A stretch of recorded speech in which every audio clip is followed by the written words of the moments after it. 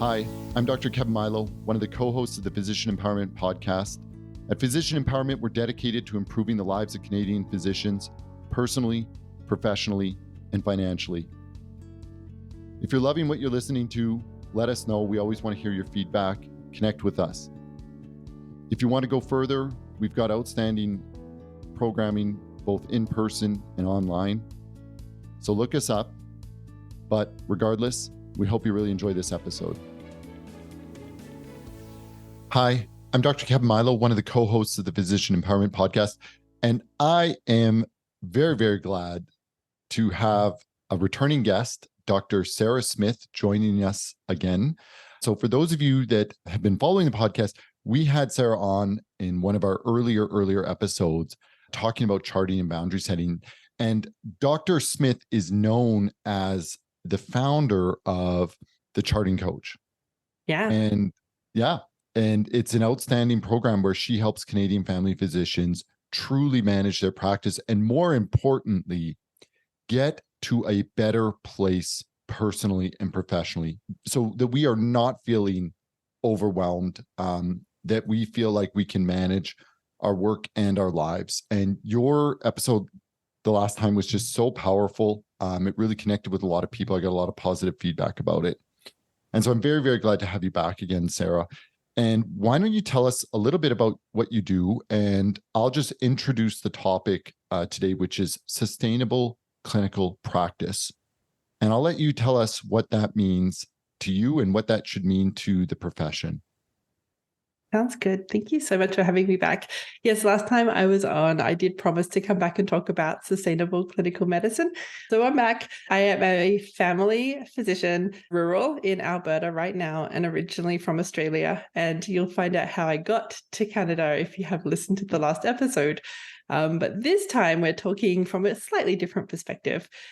So I went and did the hard work to become a different doctor. So originally I was in that pain of hours and hours after work, evenings, weekends, charting inbox paperwork as a busy family doctor.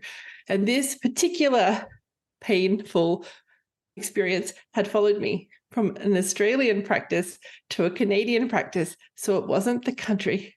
And so we're looking at a global phenomena. And it wasn't the EMR and it wasn't the government. It was a me problem. You're kind of an interesting test case in that sense, Sarah, right? Because I think we always view our issues as hyper local. Yes. But I myself do look at some of this data in healthcare across the Western world, and you can see it's actually a global phenomena. That's right. And there are many factors driving it, and I don't want to get into all of them, but you are the interesting test case. I don't know that anyone else has moved across the world only to discover the problems are followed me.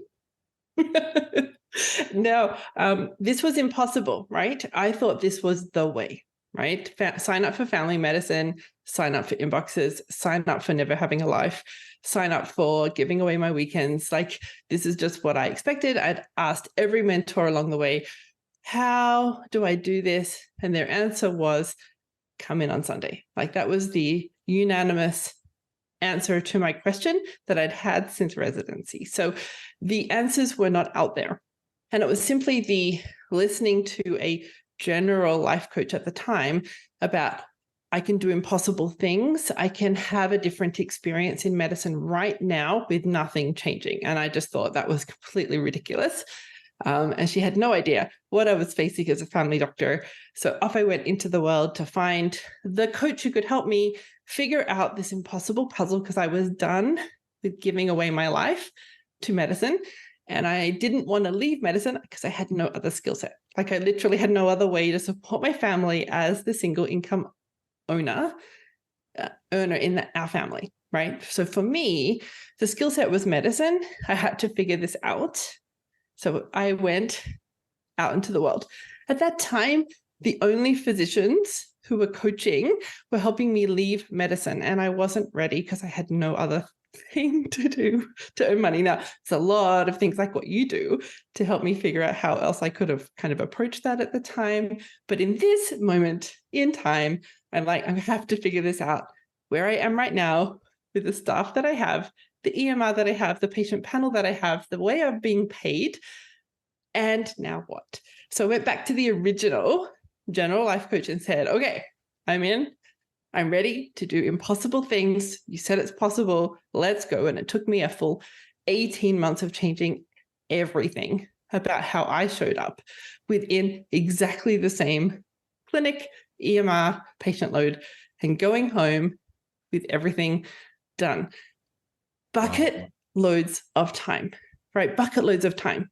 Sit on the couch at the end of the day feeling accomplished, but also guilt-free. Like, done. I'm done. And that was such a incredible experience. I was so proud of myself. And I had all this time and I'm like, I have to share this. So I originally started with the family doctors. Yeah. Without question. And I'll just share my own reflections. So this year I retrained in family practice. Like I had originally, done family medicine residency and then done Emerge and worked, nearly 10 years in the ER as a community emergency physician. But I decided I wanted to expand my skill set and just, have potentially more flexibility down the road. But I was overwhelmed by how much a family doctor has to manage. And frankly, if I can be blunt, until I go through your program, Sarah, I don't know that I'm going to feel super confident taking on a panel myself. Again, just being very, very honest, because until you learn that workflow, until you learn those boundary setting strategies, it's daunting. Honestly, it's daunting. And there is so much in that we just didn't get. We got, of course, a rigorous academic training in medicine, the disease diagnosis and management and, all of those core clinical skills, but nothing in practice management, nothing really in charting. So talk to us about what sustainable clinical practice truly means. Tell us, define it. Yeah.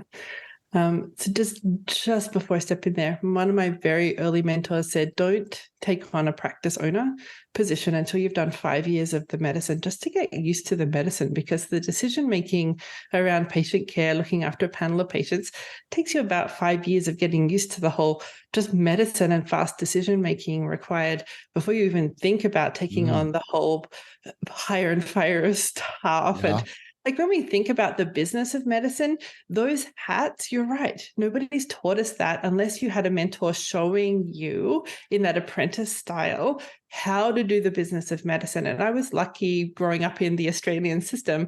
I was one resident in one practice.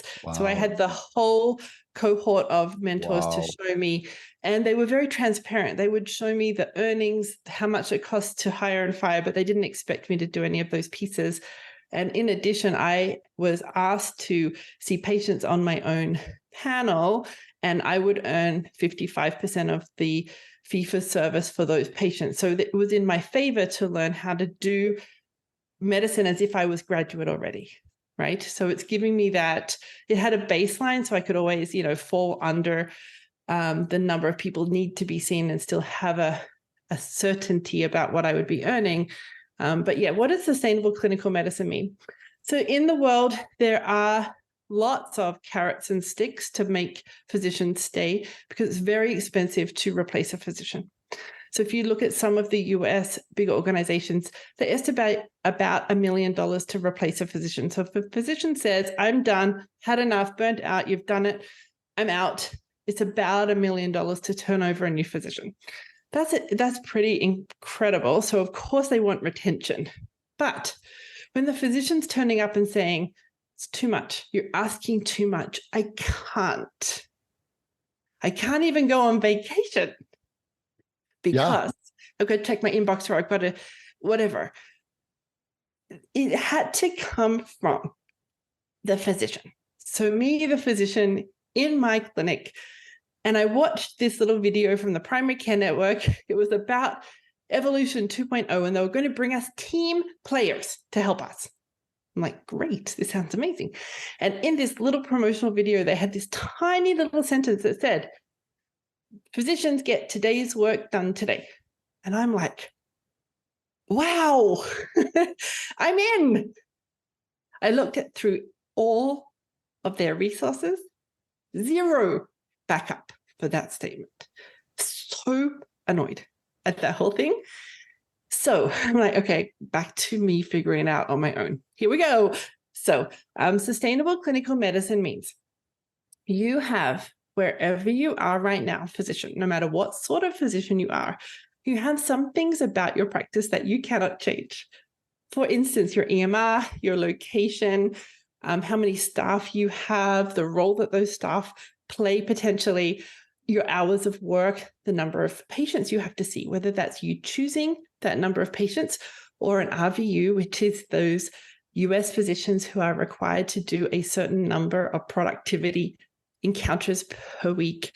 And there's bonuses potentially attached to that, or because of fee structure and your other expenses in life. So there are concrete things about your day that you can't necessarily change, or it can't change easily, right? So hiring a new person could be an amazing idea, but your organization will say no for whatever reason. Maybe they're unionized. Maybe, that's just, you're just a salaried physician who has zero control over who's hired and fired.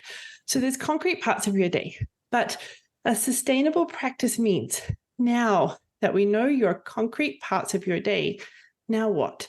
What are you able to do differently about what you're doing in your day that can create a clinical day that is confined to what you're given? So whether you're ER, hospitalist, psychiatrist, family doctor, what is it that you are being asked to do? And then how can we start to do it in a way that you can contain it to what you're given? And we're not looking for an answer immediately and an immediate change for tomorrow. Don't burden yourself with that. We're looking at, what do you want to create? What does successful, sustainable look like for you? And then what are the steps we take to get there? What are the things we need to change about your practice to get you closer and closer until you either get there or get at least closer to the mark? So that's what sustainable means for me. I'll share one reflection, and like already what I'm hearing is the power of reflection and goal setting, right? Because we all say, well, I just want to be less busy. I just want to be less burnout. I just want to be, but what does that mean in clear, concrete terms? And that's a unique question we're all going to be answering for ourselves. That's right. So if you look at my example, I wanted to be home at 5 o'clock, right? Reliably. I was getting a text almost every day from husband saying, when are you home? I wanted to just be able to be home at 5, right? But that's easy. All you have to do is hop in the car at 10 to 5, in my example. It didn't actually So you're not from Toronto. Didn't actually mean that I would be done. Yeah. So then I'm like, wait a minute. Okay, so I want to be home at 5 with everything done is a completely different sentence and a completely different goal set than I want to be home at 5, right? Exactly. But that's powerful, right? It's about having that clarity. I mean, when we coach physicians in this, not quite the charting and practice management space, but we talk about the power of like clear goal setting in terms of actually write it down. Like if you have an ideal practice of what you want, write it down. Okay, continue. All right. So I wanted to be home at 5 and I wanted everything done.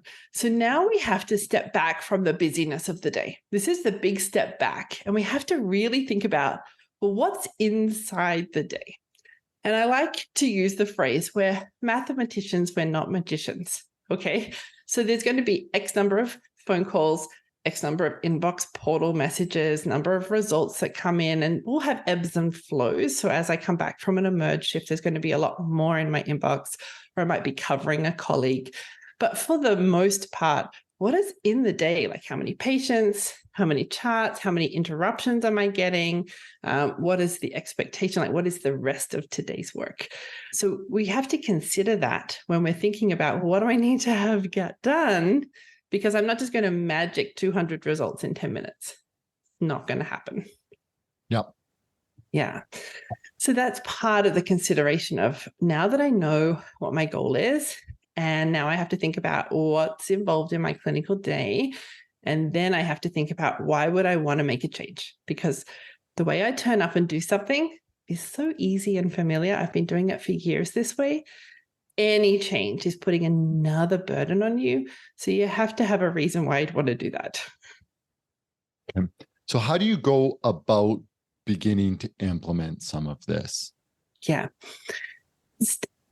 Even before we start making changes, and there's foundational steps, which we kind of covered last time, the getting your charting done as you go, and the finding that protected time to get the inbox done so you're not doing work twice. But it's the noticing what you're saying to yourself about your day makes a huge difference. So you can get tired before you even walk out the door in the morning. So when you wake up and your brain says, here we go again, I hate clinic. Nothing ever goes right. Oh no, I have to see Mr. So-and-so today. Ugh, this is so hard. I'm so tired. We are defeating ourselves. We're not the inner cheerleader. We don't have to be all lovey-lovey, but we can also be adding suffering. So you have 13 patients today, for instance, and if you say, that's such a lot, that is already hard to overcome. Whereas if you can say 13 patients, this is my day, let's go. It gives us a different fierceness about ourselves that helps us in the moment. It's that part of, I'm choosing it because I'm staying. So if I choose to come into work tomorrow and there's 13 patients, that's what we're going to do. We're going to do 13 patients. We can do 13 patients, and that little bit of reasoning to ourselves. Well, and I think, another part to this is that notion of acceptance of the things that we cannot control. You alluded to this earlier, right? Is one source of burnout, and we know this across different professions and fields and occupations, is the fact that people feel burnt out when they feel powerless, right? People who work in large organizations that don't care about their feedback feel disconnected from them. They feel burnt out. They feel irrelevant, right? And there are those aspects to being in even private practice. Like you said, the EMR is potentially fixed, right? Or your workspace, where you practice is fixed until the lease is up or until you sell, right?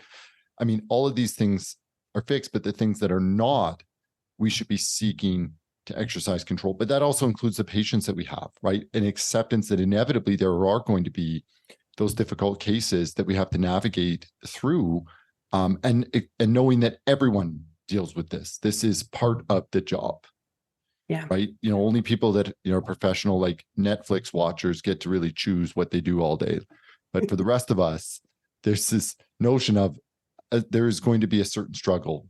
But accepting that can be a very powerful source of well-being for us, because then we say, okay, well, where does my energy go? It goes into these things that I can control. Yeah. Now, there's the difference between ideal and what we've got. So ideally, for instance, a new patient, you might like to spend 2 hours with them to get to know who they are and deal with today's issues, right? Ideally. And you've been given X number of minutes to see them. Yeah, not counted in hours, counted in minutes. Right. And excellent is the best you can do with the resources you're given. So when we come up against this and say, I can't do a good job because I don't have 2 hours with this patient, that really adds that suffering, right? You really feel shitty about you being a doctor when you're saying, I can't do good medicine in 30 minutes. And then saying, okay, I have 30 minutes or an hour, whatever your new patient is. How can I best spend the time? What is the objective of today's visit that would give my patient what they are most requiring? That's a you question, not a them question. Remember, you're the boss in the room.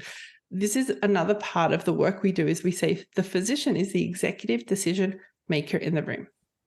So when you're in the room and you're hearing the questions or requests in the room, you're really navigating what is of most importance here, whether that be because the patient is requesting that, or because I'm noticing that this is very important for us to achieve today. And then the dissonance of, and I've got 30 minutes, And now I have to make some decisions and negotiation and have all of this tied up in a neat bow with my documentation done in the minutes given, right? This is not going to look like an ideal medical history taking that you were taught in medical school. It's not going to look like a comprehensive physical exam like you were taught in medical school. And the documentation is not going to look like something a professor would write, right? And all of that is the puzzle of medicine. This is the part where physicians start questioning themselves and saying, is this okay? And only you can answer. Does this, did it cover the most important things for the patient? Did I get enough information to give me the pertinent, important information about this encounter? Can I kind of back up my decision-making with the pertinent positive negatives? And is it good enough in my documentation for the next person or myself to follow what was going on next time I look in this chart? What else do I need in here? For insurance and billing, done. So we don't get 2 hours. We don't get to squish 2 hours into 30 minutes. We're not magicians. It's this now what about my entire day? I have 30 minutes. Now what? Yes. Yes. So keep going. Tell us about like workflow during the day. Talk to us about, boundary setting, know. So some physicians will get a knock on the door every single patient encounter. Okay. Yeah. So it's the noticing. It's just being curious. What happens in my day? So you're in a room doing your highest level work with a patient. You're listening to their story, your physical exam, your illness script, medical reasoning, decision-making is all happening in the room. You're focused on them. And hopefully we've dumped everything else out because we've completed our work as we went behind us.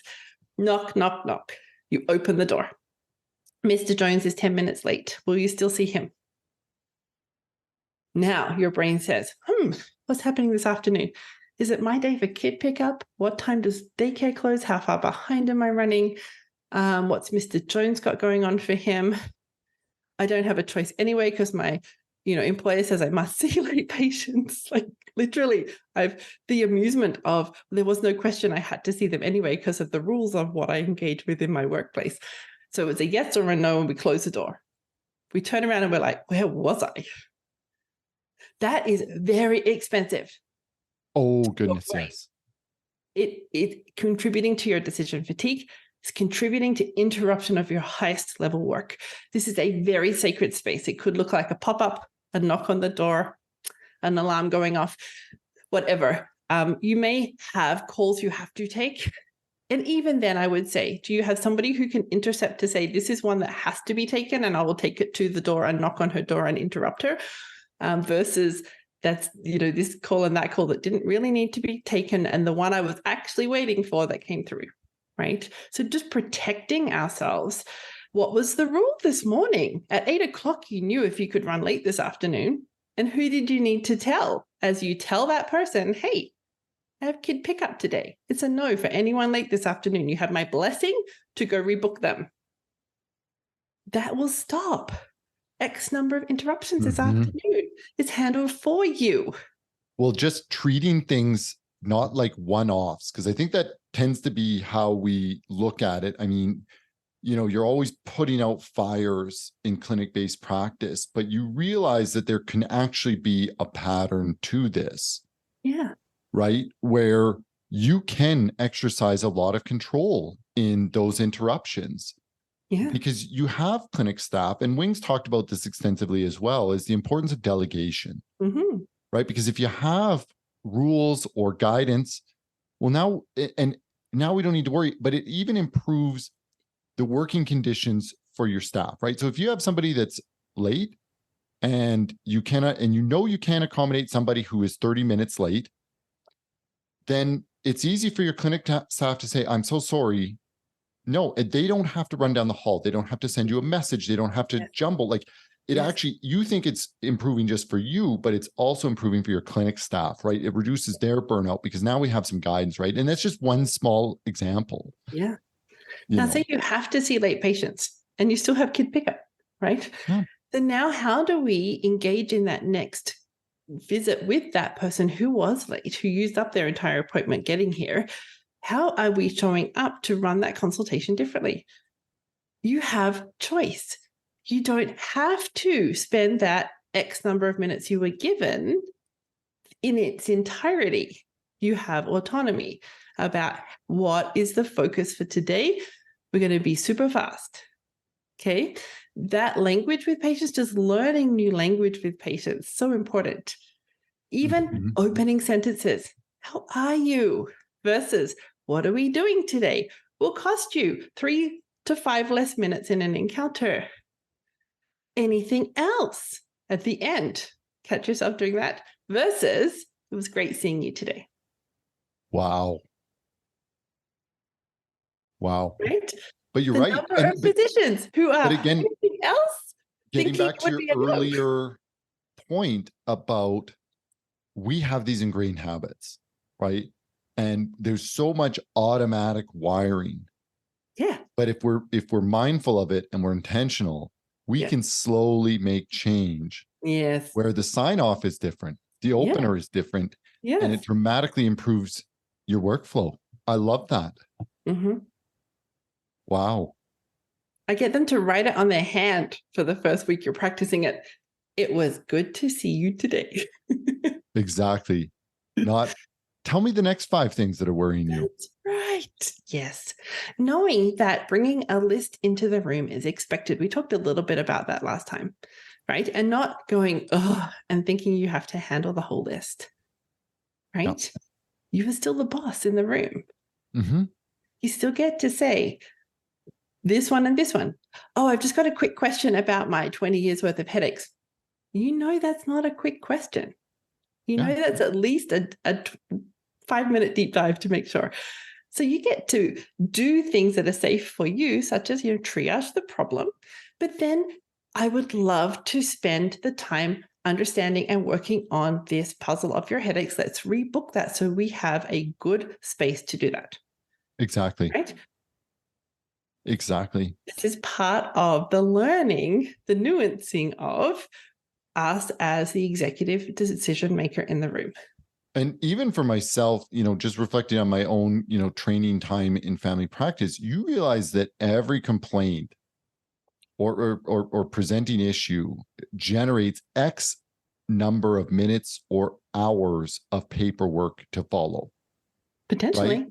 Yeah. And so, you think it's that 20-minute encounter, but it's an hour of paperwork, referrals, results to order or test to order, results to review, communications to be made, and follow-up. So you have to be mindful of this like fanning or this, ripple effect on your workflow when you just agree to see multiple complaints. And to go back to your point, how good a medicine are you doing when you're doing that? And a lot of this is unique to family practice in the sense that, as a specialist, you're kind of there to focus on a narrow problem. Although some, specialists, to be fair, like do deal with a lot of the psychosocial or, complex interacting issues. But I think certainly family medicine is defined by a lot of this holistic care. But even in our specialty areas, when a surgeon is seeing your patient and the surgeon is in the room seeing your new patient that you sent with, a good letter.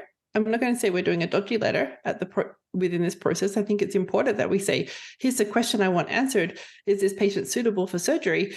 And the patient arrives and the surgeon has no CT or ultrasound report or no history of their previous surgeries.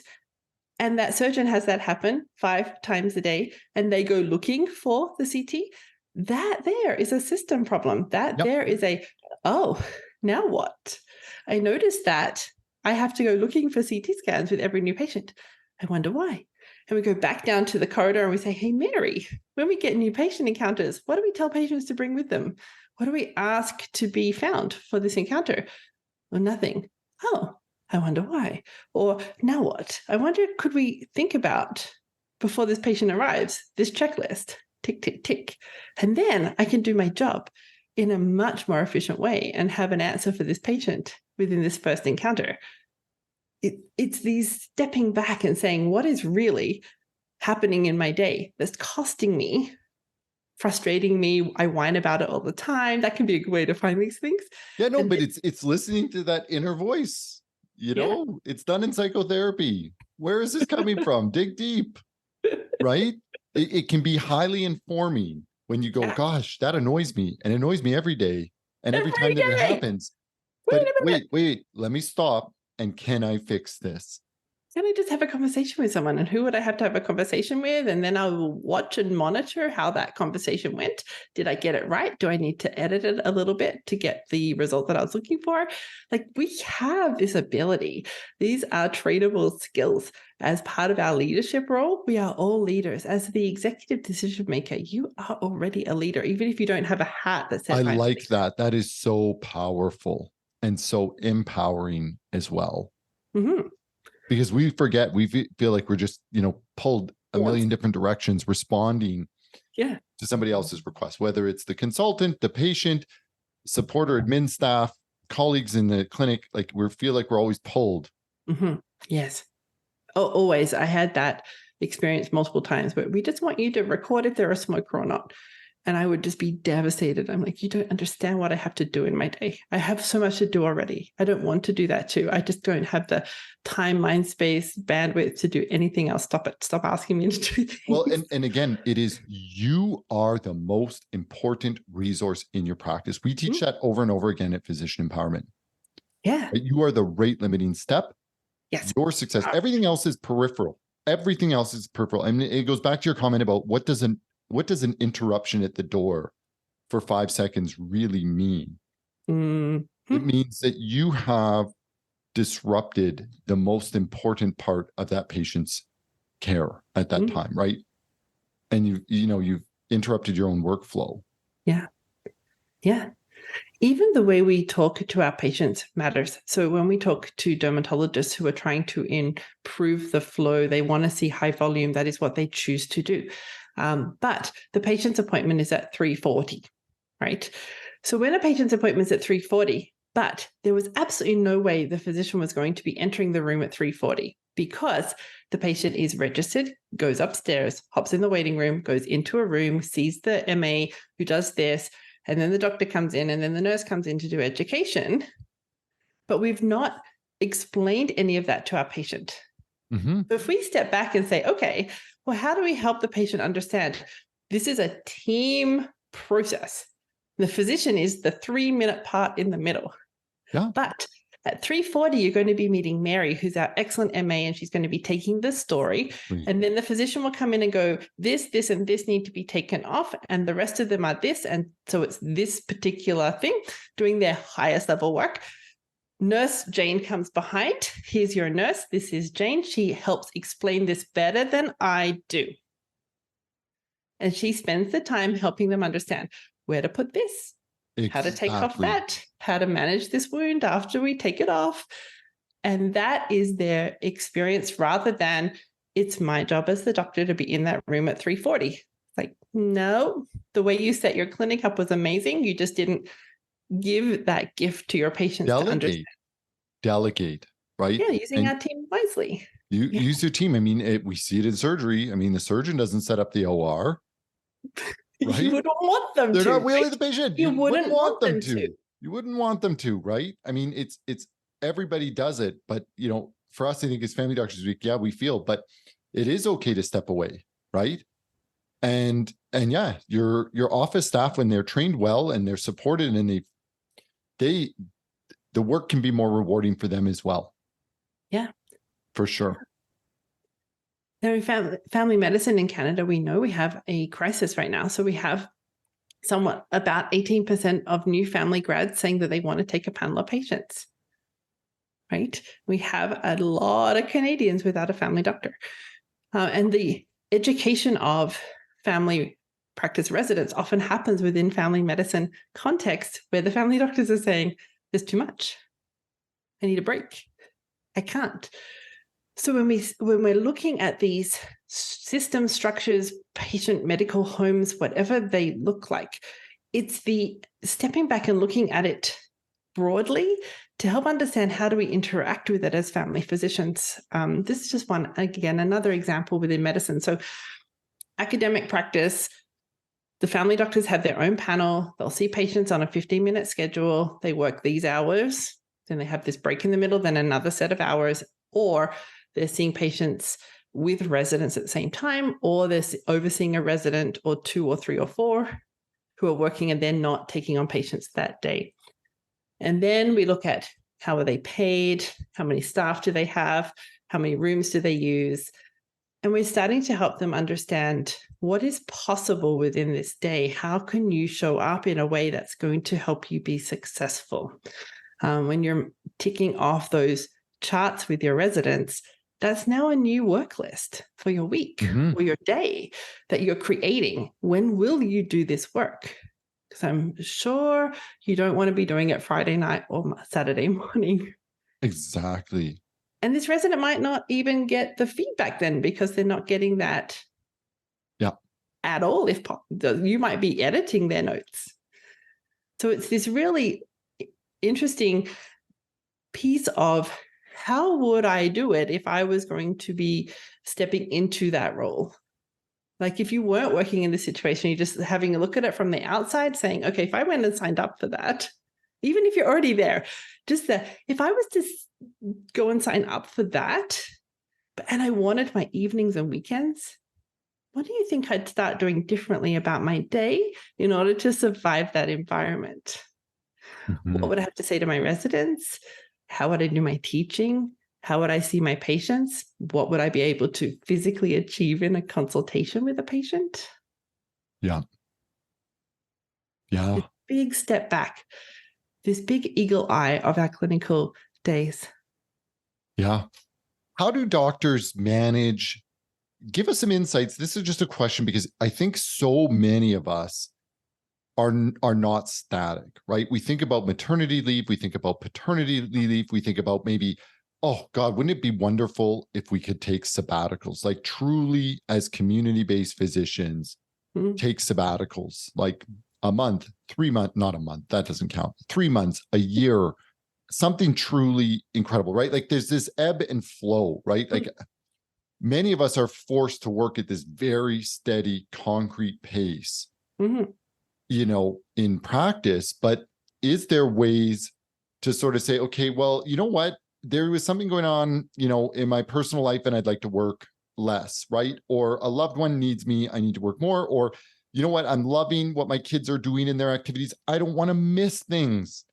Yeah. Right. Or I want to be there and volunteer in kindergarten or whatever have you, right? Like, so how do we adjust to this? Because this is a major issue with younger generations who are like, no, I'm not signing up for a 60-hour work week for 40 years, no interruptions, 2 weeks of vacation a year, not happening, right? Because this is one of the reasons why younger generations of doctors are not interested in it, because there's this lack of flexibility. Yeah, or they feel like they're trapped. I even hear constantly, I haven't had a true day off for 12 years. Or 10 years or yes, some other. I hear that from physicians. Right. You hear that from physicians. Heartbreakingly often. This is possible, you guys. It is possible. And it's really important to protect you because you will, like all the humans, need rest and water and a break and a holiday to make you a nicer human. It's good for your physiology. You have physiology even when you're a doctor. Okay. You still need rest and water and food. Okay, and downtime. It's sad that we have to mention that, but we do. You do. You have physiology. Your afternoon, your brain is tired, even when you're looking after your brain during the day and not allowing interruptions and those sneaky peeks at the work list in between patients and all the things that you're doing to add decisions to your day. Even when you tidy all of that up, you're still human. Afternoons, brain sluggish, normal. Okay. So now we need to know that about you and figure out how do we look after you in the afternoons, that type of thing. Really important. So let's talk about holidays. So in part of my career, I got modeled this very well. So my first general practice, one of the colleagues went on a month holiday to go fishing. He would not be in internet. And this was way before we had access to EMR outside of the clinic, right? Before internet was a thing. We had an electronic EMR, but it wasn't paper charts. But it was before you could just, be 24/7 accessible. He went away for a month. I saw his people for him. What was fascinating, I actually learned something from that experience. His patients would come in And about 8 minutes in, they'd stand up to leave. I was a brand new resident, year 1 or 2, and I'd be like, sit down, I'm not done. My decision-making is not anywhere near. I haven't got enough information yet. And I realized patients are trainable. Who knew? Even if you've had the same patient panel for 10 years, you can still train them. Wow. Because I've done it multiple times. Don't tell them. Wow. So they'd come in, sit down. About 8 minutes later, they'd be starting to get up to leave. I'd be like, what's going on? So, but he was completely off. Inboxes handled, patients handled, gone for the month. Came back, much better human. We could tell when he needed. We could tell when he needed a holiday. Anyway, you need a holiday. You do. So I love to find a destination that has zero internet access. We have this amazing little place in northern Saskatchewan. It's called Slim's Cabins. They have cabins on the river. We go fishing, big pike, very little internet access. Okay. I give away my patients and my inboxes to my colleague. Okay. They have full autonomy, but there's rules. We talk about it and we all have different rules. I could say, if I wanted to, I want to read the consultation letters when I get back. Mm-hmm. Mention anything about them that you think is important, but leave them for me to read when I get back. Or, hey, I have these appointments set apart so that if you're seeing something and you need them seen by me on my return, put them in there. Just tell reception, put them in her calendar where she's assigned these time for these patients to be coming back to talk to her. So they're not necessarily burdened by taking on and trying to manage these things that aren't very urgent while I'm away. So I like to have a full month off. It's amazing. And it's possible. Wow. Even if you're in micro practice or a single practitioner, find a buddy. You know, a locum may or may not be available. Find a buddy who's also similar practice to you. Figure out how to get in the EMR confidentiality contracts and away you go. Like manage it. One another. Have a buddy.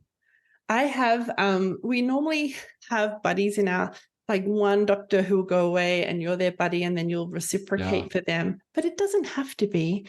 We've got quite a few physicians in our environment and we'll pick kind of maybe like practice or just who's not had a break or who has had a break recently who could take on this. And we just make it an easy yes. And then there's you away on holidays with internet access, and you can sticky beak in that work list because you don't want to have to bother your colleagues about your patients. So you do it for them. And you think you're doing a good thing. You're not. You need a break. You need an actual rest. Without question. You are replaceable. This was a lesson I learned when I took a sabbatical. Remember that 18 months going around Australia? I said, enough full-time family medicine. I want to go see the world. I want to be a mom. I want to create some amazing memories with my kids. It's highly, highly satisfying. I love that. I love that. It's such a hopeful message, Sarah, when so many of us are just, like you said, we're hoping for a day off, let alone a month or a year. Yeah. I think the other thing too is we don't acknowledge how stressful this job is. Yeah. We deal in people's lives. We deal with serious things. We deal with a lot of sad stories, but on top of it, there is enormous stress in managing the practice. Mm-hmm. Right? I mean, think about your, your colleagues your patients that will come to you talking about burnout and, their workplaces when they have these roles of responsibility as executives or managers, burnt out, but they don't necessarily deal with the level of stress that we have in dealing with patients' lives. Mm-hmm. And so you're right, invest in yourself to be happier, healthier, and a better physician for it. Mm-hmm. I'm already thinking that we should get you back on and talk about, I know I've got like a million ideas about when we get you back on, which means when we get you back on, not if we get you back on, but just exploring how to begin to have conversations colleague to colleague within the clinic about like, okay, I'm making change, but how do we make change? And not just fighting over the EMR or whether to hire another MA, but it's like, okay, what can we do to support one another? I would love to go in that direction and hear your thoughts on it. And I know it's not just your own experience, it's you talking to hundreds of doctors. Yeah. Okay. You'd asked me to explain my program. It was Charting Champions is our physician program, and Smarter Charting is the program I have for clinicians who are not physicians. And it's just the place, like you said, you will have a season that's happening for you right now. Maybe you're coming back from mat leave. Maybe you have small children. Maybe you have children who are graduating. Maybe you're in the phase where you want to work like a workaholic. And then you kind of have this realization one day, I'm so exhausted. I don't want this version of me anymore. How do I get the other one that's not a workaholic anymore? Like, working hard and working a lot is okay. You are the boss of you. If that's where you're at and you want to work hard, do it. And when you're at that point of pivot, you have pivoted Exactly. so many times already. You have already become a doctor. You weren't one before. Like, you've done impossible things already. You are capable of change and you're not trapped.